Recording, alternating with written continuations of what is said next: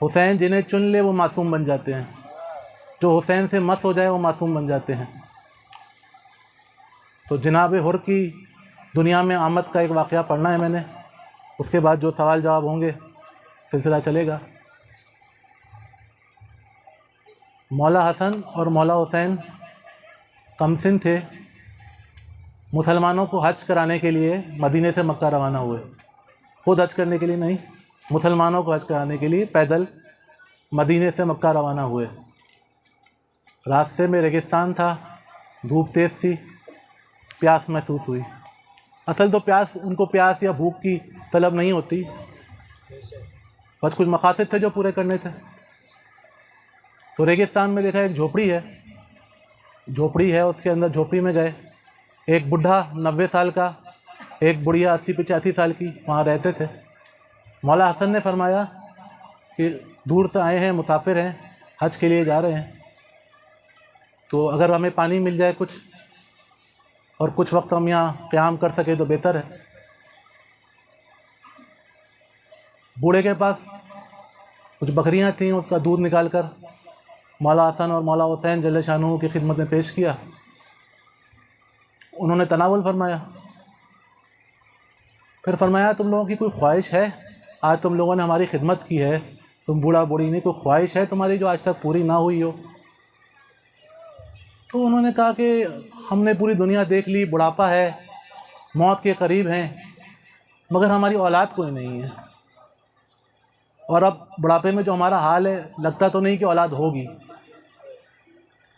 मौला हुसैन ने कहा कि अगर तुम चाहते हो तो हम तुम्हें औलाद दे सकते हैं, तुम हमसे मांग के तो देखो। फरमाया, आप कौन हैं? बूढ़ा बूढ़ी ने कहा, आप कौन हैं? और इस तरह की बातें कर रहे हैं, देखेंगे 85 साल की औरत है, 90 साल का बूढ़ा है, अब औलाद कैसे हो? तो मौला हुसैन ने कहा, हम चाहें तो सब हो सकता है। तो उन्होंने कहा, आप कौन हैं? तो मौला हुसैन ने फरमाया कि हम रसूल के नवासे हैं, मदीने से आए हैं, हज की खातिर जा रहे हैं, मुसलमानों को हज करवाना है। तो वो कदमों में गिर गए, वो भी मौला के मानने वाले थे। तो मौला ने कहा, हम तुम्हें औलाद देंगे, मगर उस ज़रिए से नहीं देंगे जैसे दूसरे इंसानों को देते हैं। फलाना रोज़ होगा, फलानी तारीख़ होगी, तुम्हारे घर बच्चे का नुज़ूल होगा, और वो बच्चा जो है वो मेरा चुना हुआ होगा। चले गए हसनैन मक्के की तरफ। कुछ रोज़ गुजरे, वही तारीख़, वही दिन, बच्चे का नुज़ूल हुआ बूढ़ा बूढ़ी के घर में। जब नुज़ूल हो गया तो बूढ़े ने मशवरा किया अपनी बीवी से कि इसका नाम क्या रखें। तो बुढ़िया ने कहा, जिसने दिया है उसी के पास ले चलते हैं, वही नाम रखेगा। अगर कोई दुनियावी तरीके से आया हुआ बच्चा होता तो हम नाम रखते, अब बच्चा ही आसमानी है तो नाम भी आसमानों वाले रखेंगे। तो बूढ़ा बूढ़ी मदीने की तरफ रवाना हुए, मौला हसन मौला हुसैन की खिदमत में हाजिर हुए। कहा, देखें आपने हमें औलाद अता की है, अब इसका नाम भी आप ही रखें। तो मौला हुसैन ने उस वक्त उस बच्चे का नाम रखा हुर, हमेशा से आज़ाद और हमेशा आज़ाद रहने वाला, कभी कैद ना रहने वाला। कैद ये जिंदानों वाली कैद नहीं, इंसानों की जो हुदूद और इंसानों की जो बाउंड्रीज बनाई हुई हैं उनमें कैद ना होने वाला।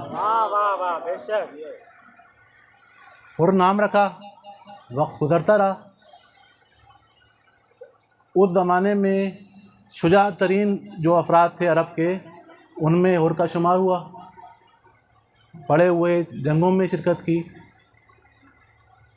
और उन्होंने जो फ़न जंगजूई और फ़न जंग जो सीखा था कोई मौला अब्बास से सीखा था। तो जो जंग में थे, कहा जाता था कि अरब में 3-4 लोग ऐसे हैं जो लाखों के लश्कर के ऊपर भी भारी हैं, जिसमें एक मौला अब्बास थे, एक मौला ज़ैनुल आबिदीन जल्ले शानहू थे, एक अब्दुल्लाह इब्न जाफ़र तैयार थे, और एक हुर थे।